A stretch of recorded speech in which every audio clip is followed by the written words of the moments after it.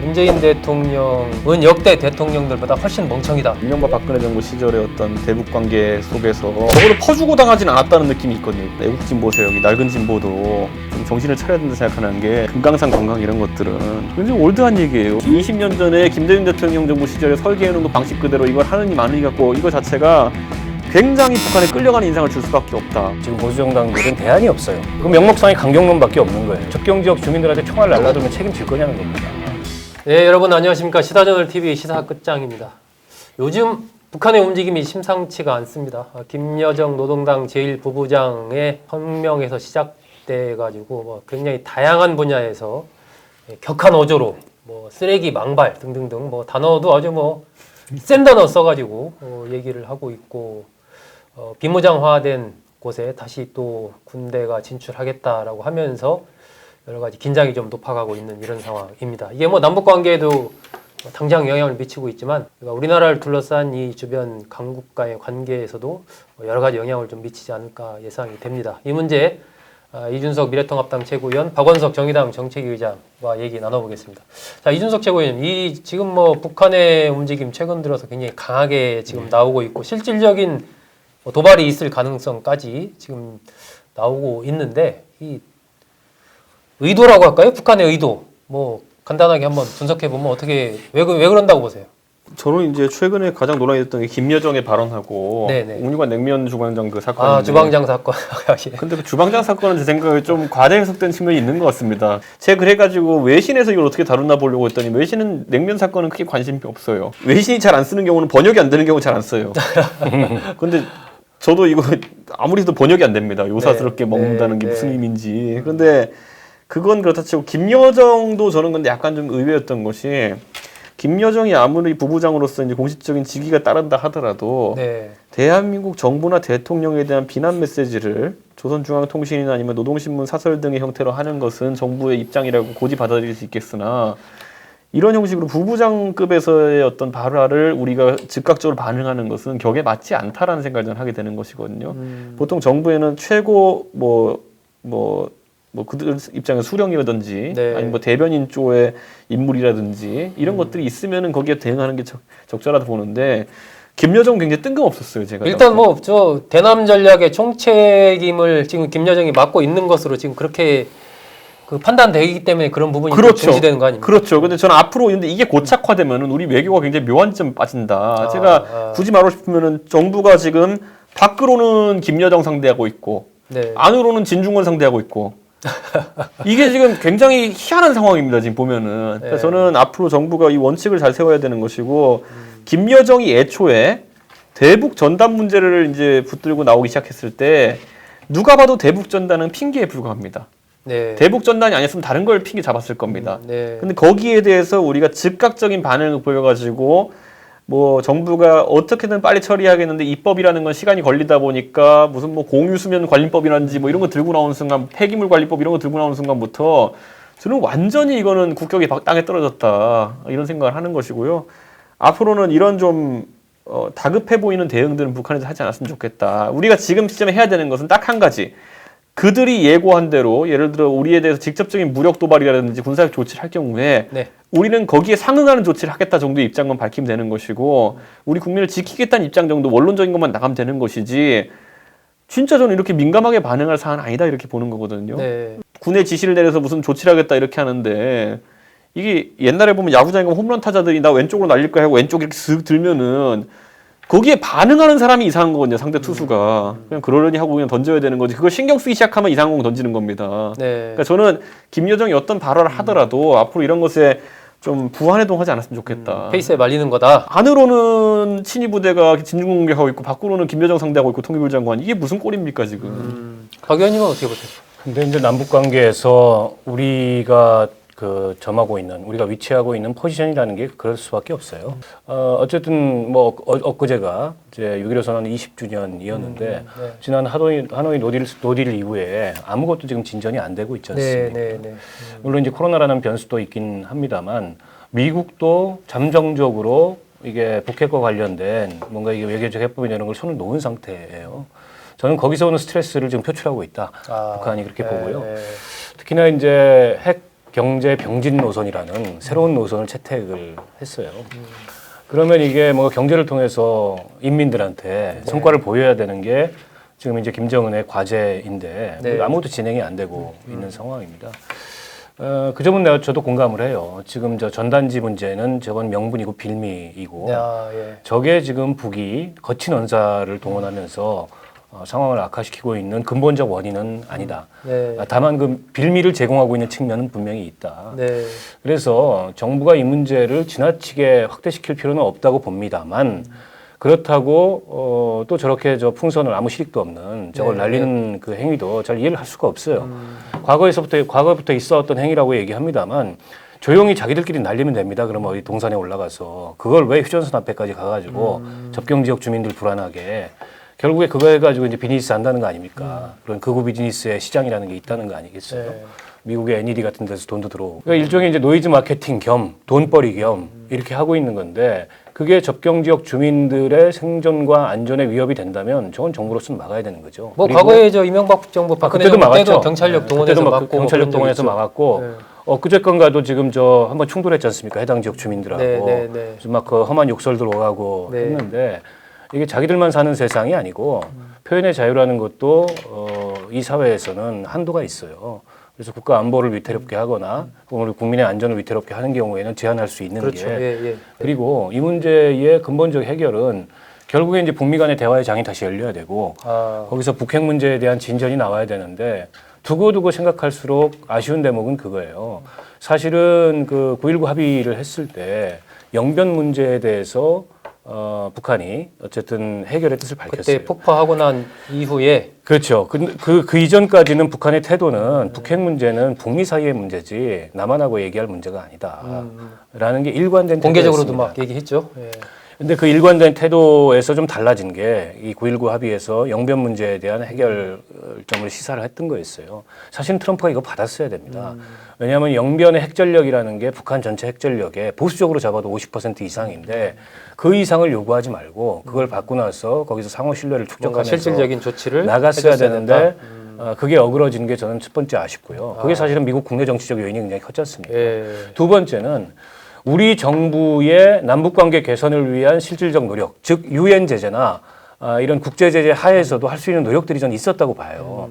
근데 그 점에 있어서 소극적이지 않았다는 겁니다. 아, 우리가 소극적이었다. 근데 지금 와가지고 나오는 게 뭐 특사 보내가지고 남북 경협 다시 시작하고 뭐 철도 연결하고 이런 얘기들 하는데 네. 금강산 관광 뭐 개별 관광 허용하고 왜 못했냐는 거예요 그 전에는 왜 사실은 더 적극적으로 대북 제재를 피해서 네. 혹은 그걸 넘나들면서 할 수 있는 가장 적극적인 남북 관계 개선 행위를 왜 안 했냐는 거죠. 그런 면에서 우리 외교 안보 라인도 어떻게 보면은 여전히 미국의 눈치를 많이 보고 있고 그 점에서 굉장히 소극적인 행보를 해왔고 이거에 대한 스트레스도 저는 북에 있다고 보는 거죠. 네. 그래서 뭐 그럼 미국 눈치만 보는 정권 아니냐 네. 이런 걸 이제 노골적으로 표현하고 있는 거 아니겠어요? 그래서 그런 점들이 지난 과정이긴 하지만은 네. 굉장히 아쉽고 저는 지금이라도 할 수 있는 선에서 남북관계 개선을 위해서 노력을 해야 되고 필요하다면 특사 파견도 해야 되는데 의지와 현실은 다르잖아요.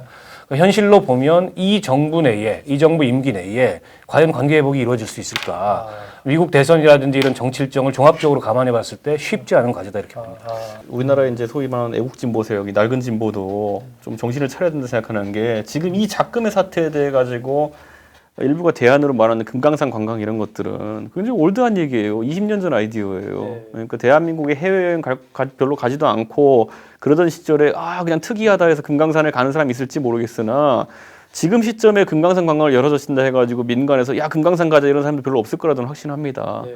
실제로 금강산 관광 처음에 입산료 비싸다 해가지고 말기 가면 어떻게 되냐면 입산료의 대부분을 지원해가지고 애들 수학여행 보냈거든요. 그렇게 해서 억지로 이제 입산료 채워가지고 북한에 경제적 이득을 제공한 거나 마찬가지인데 북한이 금강산을 좋아하는 이유는 딱 한 가지예요. 왜냐? 우리 정부가 어떤 식으로든지 수요를 채워가지고 입산료를 현금으로 갖다 주니까 좋은 거거든요. 네.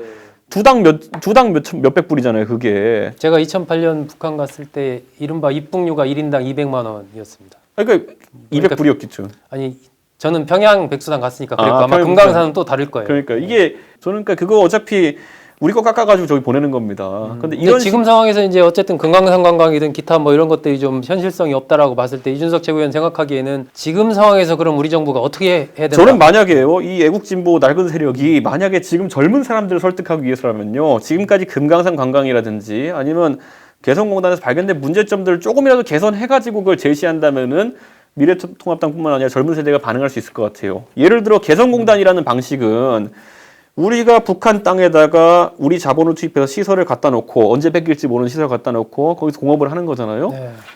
북한의 발상을 바꿔 제시하라는 거죠. 개성하고 뭐 파주 장단하고 어차피 5분 거리인데 버스 타면은 그쪽 노동자가 와서 일하고 올라가라는 거예요.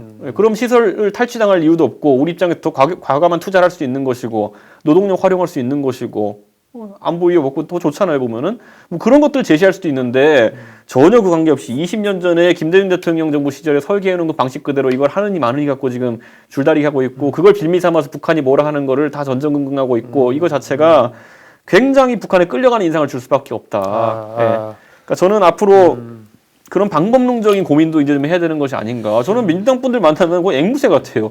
개성공단 열고 금강산 관광 열면은 남북관계 대전환이 이루어질 것이다? 천만에요. 금강산 열었는데 아무도 안 가잖아요? 그럼 북한 또 난리쳐요. 그럼 우리 또 수학여행 보내야 됩니다, 애들. 일종의 이제 그게 상징화돼 있기 때문에 그런 거고 남북 경제 협력의 범위는 넓어져야 되죠. 그게 이제 뭐 제2의 개성공단이 됐든 뭐가 됐든 이제 새로운 어떤 제안과 새로운 아이디어들이 나와야 되고 문제는 이제 그걸 지속하기 위해서라도 모멘텀이 필요하다는 거예요. 근데 지금 이 보수 정권이 과거의 보수 정권이나 지금 보수 정당들은 대안이 없어요. 지금 보수 정당이라는 게 민주당까지 포함해서 얘기하는 겁니다. 아니 이제 저는 미래통합당 미래통합당? 얘기하는 거예요. 네. 민주당도 과히 진보는 아니지만 그러니까 대안이 없어요. 그러니까 그 명목상의 강경론밖에 없는 거예요. 근데 이명박 박근혜 정부 9년 동안 해봤습니다. 네. 그 사이에 핵실험 해가지고 핵무력 완성 단계로 갔어요. 그리고 천안함 사건, 연평도 사건 다 그 시기에 일어났고, 그러니까 명목상의 강경론이라는 게 우리 평화와 안보를 보장해주지 않는다는 게 이미 입증이 된 거예요. 그러면 보수 세력도 이제는 좀 남북 관계에서 전향적인 판단과 생각이 필요한 건데 네. 이번에 이제 풍선 날리는 거 가지고도 그 탈북자 단체들 중에 물론 모든 탈북자 단체들이 다 그렇지는 않겠죠. 네. 근데 그 탈북자 단체들 중에 뻔히 그분들의 과거의 행적이나 어떤 의도에서 그걸 하는지를 다 알면서도 그거 감싸기에 급급하고 그거 감싸기에 여념이 없어요. 그러면 그런 어떤 행위로 인해서 접경 지역 주민들한테 총알을 날라들면 책임질 거냐는 겁니다. 과거에 총알이 날라들었던 적이 있었잖아요, 그렇죠, 실제로. 그렇죠. 네. 근데 제가 오늘 아침에도 뭐 여러 라디오 방송에서 나와서 이 미래통합당 의원은 아니었지만 거기 그 당적을 갖고 있거나 그 지지하시는 분들의 얘기를 아무리 들어봐도 대안이 없어요. 이분들은 강경론밖에. 통합당 쪽에서 그런 부분에 대해서는 그렇게 해서는 안 된다라는 하는 목소리가 나와주는 것도 나쁘지 않을 것 같은데. 아니, 그죠? 실제로 그러니까 북한 목조르고 북한 압박한다고 북한이 핵을 포기하냐고요. 그렇죠. 그러니까 실제로 예를 들어 하태경 의원 같은 경우에도 예전에 그 대북 전단 관련해 가지고 이제 새누리당 시절이긴 한데 네. 과학적으로 반대했던 적이 있었어요. 뿌린 전단이 어디까지 날아갔나 이렇게 좀 추적을 해봤습니다. 이게 여기 지금 떨어져 있잖아요. 이게 풀리지도 않았어요. 전단이 이게 터져야 되는데 터져서 전단이 이렇게 뿌려져야 되는데 이 통째로 포천하고 철원 경계에서 발견이 됐습니다. 북한에서 발견됐으면 이게 저한테 있겠습니다. 여기 보시면 통양이 그냥 정동 방향입니다. 여기도 거의 정동 방향입니다. 적어도 북동, 북서, 북정북 바람이 이쪽으로 불어야 이제 북한으로 넘어가는 거예요. 왜냐하면 도로 날라. 그게 이제 바람 방향이라든지 이런 그분이 거 봐서. 물리학 돌아가지고 네. 기상도 들고 나와가지고 아. 당신들 여기서 뭐 공개 좀 날렸는데 이날 그 북쪽에서 남쪽으로 왔다. 북풍이 불고 있었다. 그리고 실제로 이게 막 용인에 떨어지고 이래요 보면은. 네, 그러니까 네. 그런 걸 지적하면서 갈 수도 있고. 그런 둘째로는 또 지적할 수 있는 부분이 내용 같은 거예요. 네. 그러니까 뭐냐면은 제가 예를 들어 박원석 의원님을 어떻게 포섭하고 싶다 그러면은 네. 뭐 아무리 태극기 부대라도 박원석 씨 잠깐 일로 와봐 해가지고 살살 얘기를 하지. 네. 탄핵 무효 해가지고 야 박원석 의원 아무리 흔들어봐야 박원석 의원 미동도 안 해요 이렇게 해도. 네. 근데 그런 거 비슷하게 지금 이제 그 김정은이랑 무슨 뭐 여인들이랑 사진 그 합성해가지고 네. 오늘 보내고 한다고 해가지고 그 가만되진 않을 거거든요. 네. 그러니까.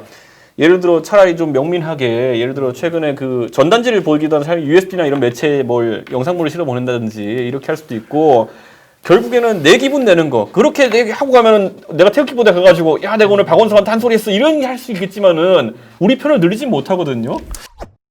자, 여기 이제 하나만 더 하고서 마치려고 하는데 네. 지금 조평통 기관지 우리민족끼리 네. 여기서 보니까 문재인 대통령 역대 대통령들보다 훨씬 멍청이다. 뭐 이런 식으로 이제 비난을 했는데 북한의 움직임이 물론 여러 가지 뭐 이런 그 맥락을 보면 좀 문재인 정부의 서운한 점도 있고 뭐 기타 등등 그럴 수는 있지만 이 북한도 좀 너무 심하게 지금 심하죠. 비난하고 뭐 하는 거 아닙니까? 그러니까 사실은 김여정이 전면에 등장한 것도 지금 통전부 부부장이어서 대남 전략의 총책으로서 한다지만 사실은 얼마나 모순됩니까? 얼마 전까지 그 평창 올림픽 때 내려와 가지고 마치 남북 관계 해빙 무드의 심볼인 것처럼 예. 행동하고 그 북한이라는 데가 굉장히 봉건적 사회이기 때문에 그 여성 리더십을 얼마나 그 사회가 수용하고 인정하는지 검증이 안 돼 있어요.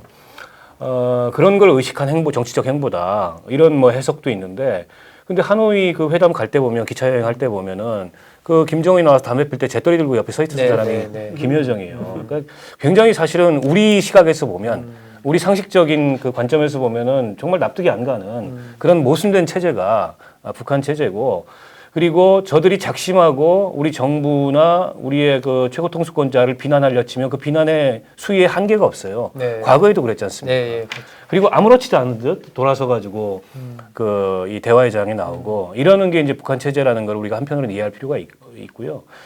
근데 지금 상황을 보면 어쨌든 김정은이 전면에 나서서 이 비난전의 그 최일선에 서지 않습니다. 그러니까 일종의 이제 배드캅 역할을 김여정이 하는. 김여정이 특히 이제 우리 대한민국 정부를 상대로 한 배드캅 역할을 맡은 것 같고 자기들 입장에서 일종의 이제 길들이기라는 어떤 그 포석도 갖고 있는 것 같은데 저기에 저희가 뭐 표면적으로 우리까지 같이 뭐 욱할 필요도 없고 또 너무 그걸 확대 해석하거나 민감하게 반응할 필요도 없고 네. 저건 좀 덤덤하게 받아들이면서 네. 실제 저들이 갖고 있는 의도나 실제 지금 남북관계 혹은 북미관계 혹은 북핵 문제를 진전시키기 위해서 뭔가 한 발이라도 앞으로 나갈 수 있는 일 이걸 중심으로 생각하는 게 맞다고 봅니다. 네. 이준석 제보는 어떻게 된 거예요? 저는 북한. 국민 정서를 이제 감안하면서 좀 움직여야 될 때가 오지 않았나. 그러니까 우리 국민 입장에서 아까 상호주의 외교 그러니까 뭐 이명박 박근혜 정부 시절의 어떤 대북 관계 속에서 뭐 그거에 대해 실망한 분도 있겠지만은 적어도 퍼주고 당하진 않았다는 느낌이 있거든요. 그거는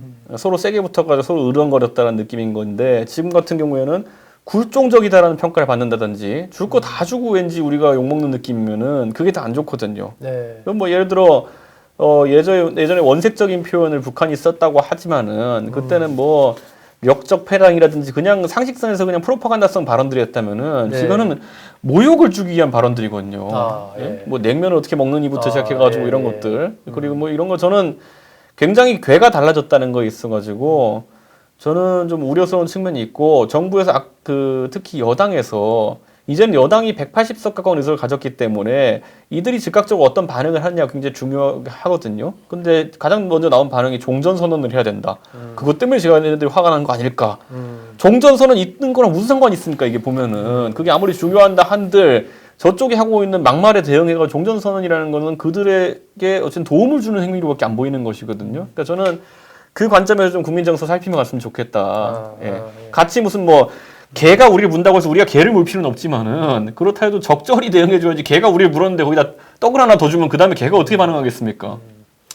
남북 관계는 뭐 과거 역사를 보면 롤러코스터 역사였고 럭비공 같은 역사였습니다. 어제 불바다 발언했다가 오늘 테이블에 마주 앉고 뭐 이런 경우가 많이 있기 때문에 지금 현재 북한이 강한 비난전을 퍼붓고 있는 이것들이 또 나중에 또 남북 대화가 이루어질 어떤 모멘텀으로 작용할 가능성도 있습니다. 하지만 어떤 경우든 결국 핵심은 그 민심을 얻는 거기 때문에 문재인 정부가 대화와 협력의 기조를 가져가되 어쨌든 국민들의 마음을 잘 헤아려서 이 남북 관계, 이 북한에 대한 대응 이런 것들을 해야 되지 않을까 하는 생각을 갖고요. 어쨌든 남북미 간에 이 좀 평화 무드가 다시 좀 도래했으면 하는데 안타깝게도 현실이 지금 그렇게 가고 있지 못합니다. 같이 한번 잘 지켜보시겠습니다.